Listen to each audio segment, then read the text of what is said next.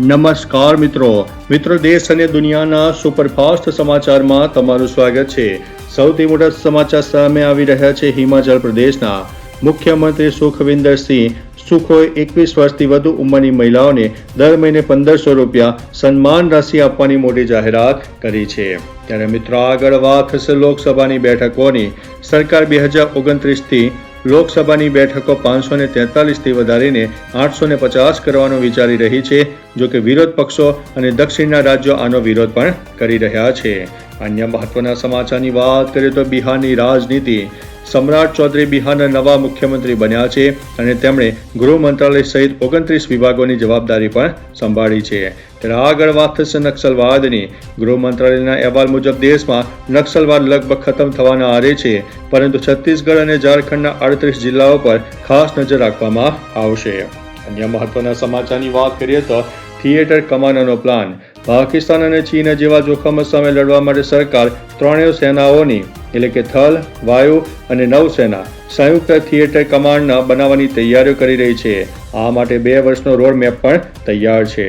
અન્ય મહત્વના સમાચારની વાત કરીએ તો રમતગમતની। IPLમાં ખાસ કરીને બેંગ્લોરની ટીમની આ સિઝનમાં ચોથી જીત થઈ છે। તેમણે લખનૌને 5 વિકેટે હરાવી દીધું છે।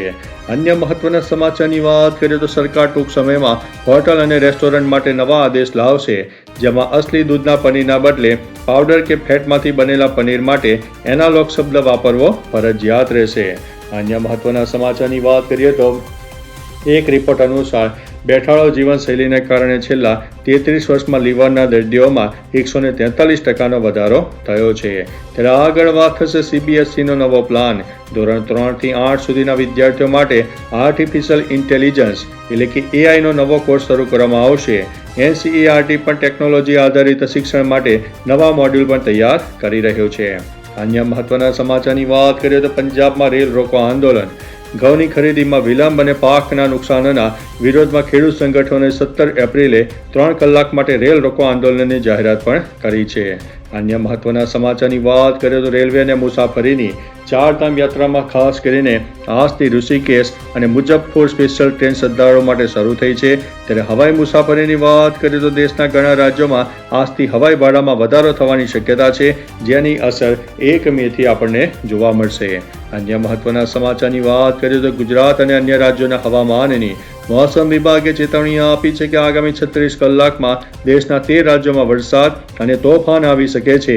હરિયાણા, પંજાબ અને ચંદીગઢમાં 17 અને 18 એપ્રિલે ભારે પવન સાથે વરસાદની શક્યતા રહે છે, જ્યારે રાજસ્થાન અને મધ્યપ્રદેશના ઘણા શહેરોમાં તાપમાન 40થી 41 ડિગ્રીની આસપાસ કરી ગયું છે પાર। અન્ય મહત્વના સમાચારની વાત કરીએ તો ઝારખંડની।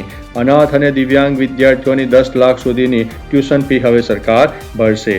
આગળ વાત કરીશું ઉત્તર પ્રદેશની।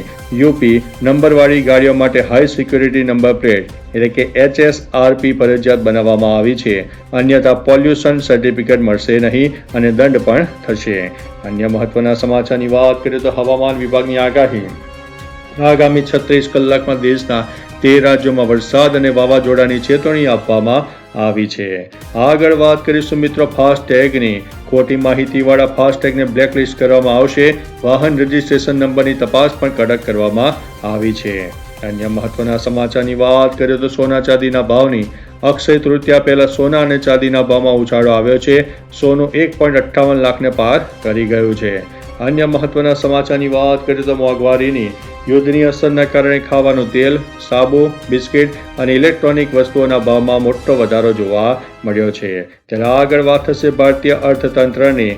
ડોલર સામે રૂપિયાના ઘટાડાને કારણે ભારત વિશ્વની 6ઠી સૌથી મોટી અર્થવ્યવસ્થા બની ગઈ હતી, જે અગાઉ 3જા નંબરે જોવા મળ્યું હતું। અન્ય મહત્વના સમાચારની વાત કરીએ તો ઈરાન અમેરિકા તણાવની।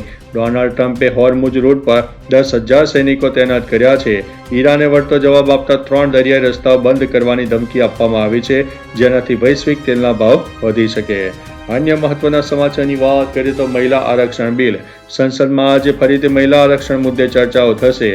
યુપી સરકાર શાળામાં નારી શક્તિ કેન્દ્ર દ્વારા જાગૃતિ અભિયાન પણ ચલાવશે। અન્ય મહત્વના સમાચારની વાત કરીએ તો 4 ધામ યાત્રા સ્પેશિયલ ટ્રેનની। ઉત્તર પ્રદેશ અને બિહારના શ્રદ્ધાળુઓ માટે ઋષિકેશ મુઝફ્ફર સ્પેશિયલ ટ્રેન આજથી શરૂ કરવામાં આવી રહી છે.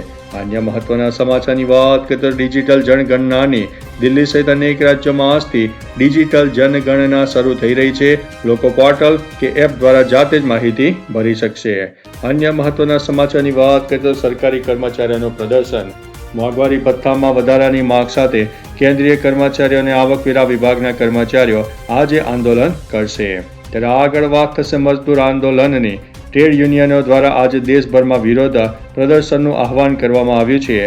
હરિયાણામાં 55 મજદૂરોની ધરપકડના વિરોધમાં રાજ્યવ્યાપી પ્રદર્શન પણ થવાનું છે. તો ચાલો મિત્રો, ફરીથી દેશ અને દુનિયાના સુપરફાસ્ટ સમાચાર લઈને મળતા રહીશું. ત્યાં સુધી અમને રજા આપશો. નમસ્તે.